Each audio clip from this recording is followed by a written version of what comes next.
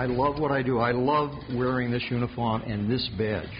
It is an extraordinary honor for me to wear this badge. Well, he might love the badge, but he's not going to be wearing it much longer. In a move that surprised many, Police Chief William Bratton resigned his post.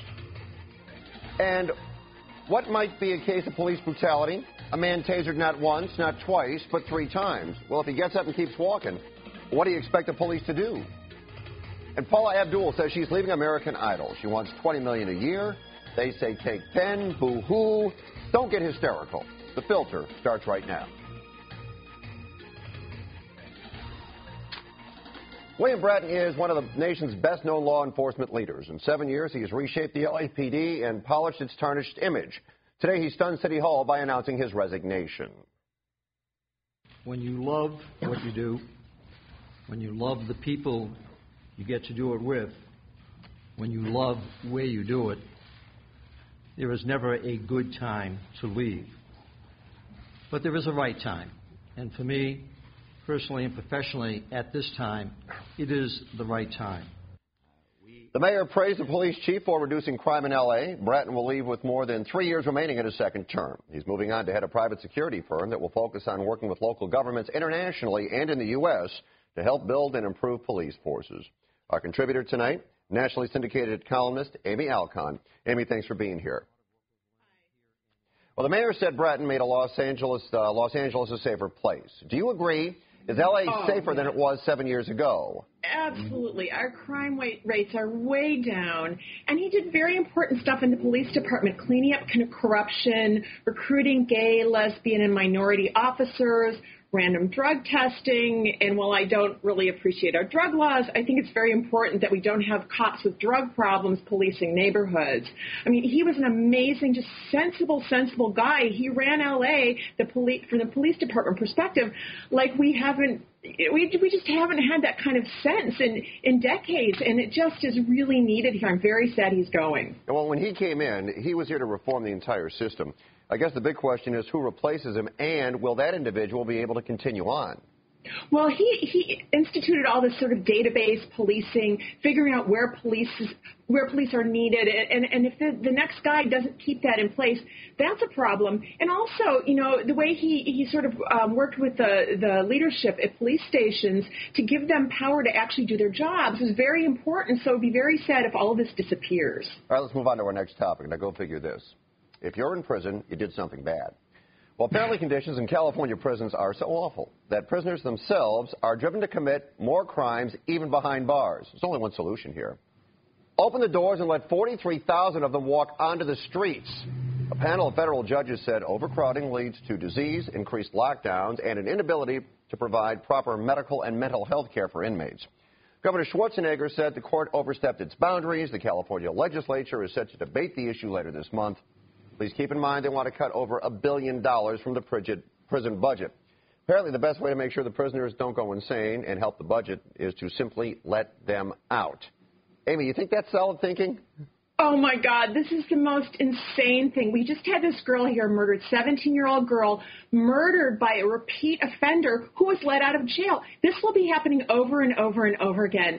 And actually, what's so dumb is that you actually can solve these economic problems if you just think a little creatively. And for me, the thing is that if you're in prison, why are we paying? You know, it's like we talk about paying a debt to society. Why am I paying the debt to, you know, for your, it's just insane. So the way I see it, prisoners should have to run on hamster wheels, you know, to generate electricity for the state, to pay their way in prison, and to pay restitution to their victims. You know, I mean, this idea that you get a free ride is ridiculous. Yeah, I just don't understand how, by letting 43,000 people out of prison, we're all going to be safer on the streets. No, we won't. And part of this is the Prison Guards Union, which is incredibly strong. Do you know prison guards make over $100,000 a year? And that's if they have a college degree. They can guard a couple of potheads for that. And then others with a GED or a high school degree, they make $70,000 a year. I mean, this is incredible. And they have such a stranglehold. Our governor needed to use his cred with the media to, you know, change things in that area, and he hasn't. So we're all screwed. We're all, you know, prepare to die. You know, get pepper spray, get a revolver, because there are going to be a lot of criminals out in the street. All right, let's move on, although I think that might be a bit overstated. Now, we touched on this last night. I don't. Okay. We have more on this today. Scores of L.A. City firefighters descended on City Hall to protest a planned $39 million in budget cuts. Cuts, they say, will endanger lives. Firefighters Union organized a protest calling on off-duty members to hold an informal picket in front of City Hall. City plan calls for shutting down 15 fire trucks and 9 ambulances every day for a year beginning tomorrow. The so-called brownouts would occur on a rotating basis. The firefighters assigned to those units would be used to fill in vacancies on remaining fire trucks, which would otherwise be staffed by off-duty employees on overtime. Here's the deal. The union claims the results will be disastrous. Councilman Bernard Parks told us last night the city has no choice. He said even with the cuts, the fire department's better staffed than ever before. He added to keep other city services up and running like sanitations and parks and rec, there have to be cuts. He believes the firefighters union is using scare tactics to advance its own agenda. A couple of questions here, Amy. First, do you think the union is using scare tactics? Well, I'm sure they are, but aren't you scared? If there's a fire in my house, I don't want the fire department to say, we're really sorry, we're not allowed to use our fire truck today. We have to pretend it doesn't exist, which is what the brownouts are. It's totally insane. I understand that, but the councilman is saying there are more firefighters on the streets now than there have been in the past, even with the reductions. You know, we have big fire issues in California, and I don't think that that's a really smart area to cut. They talk about some smarter cuts. For example, the uniform allowances. Cops get $1,000 a year for a uniform allowance. I mean, couldn't we cut that? Do we really care if the uniforms are a little dingy? If you're going to trim waste, this is not a place to trim it. It's smart until your house catches fire. And what about this, the councilman's argument that if we do not cut in fire and public safety, we're going to have to close some of the parks and recs areas. Would you trade a couple of parks and recreation centers for more firemen, or is that important? You know, I think that actually he's using a scare tactic there. He's accusing the firemen. You know, I think that actually there are many ways. We have a lot of waste in the city, and the idea that, we have this do-it-yourself economy now. People are sewing and gardening. What, we're now all going to go to Home Depot and get buckets and bottled water, and we're going to put out our own fires? I mean, this is not an answer. Do we have to cut parks? I don't know, but I suspect there's much waste that can be cut that's not going to mean the closing of parks. All right, let's move on to our next topic. 30 years ago, 76% of registered voters in this state said California was the place to be. Well, many things have changed in 30 years, and today just 41% believe California is the place to be. Of course, the budget is an issue, but the most dissatisfaction comes from Republicans. Only 30% of Republicans think this is a great place. One of the big reasons, gay marriage. Democrats are in favor 2-1. Republicans oppose. Cost of living in this state is another concern. Amy, you live here, so do I. Is California still a great place to live?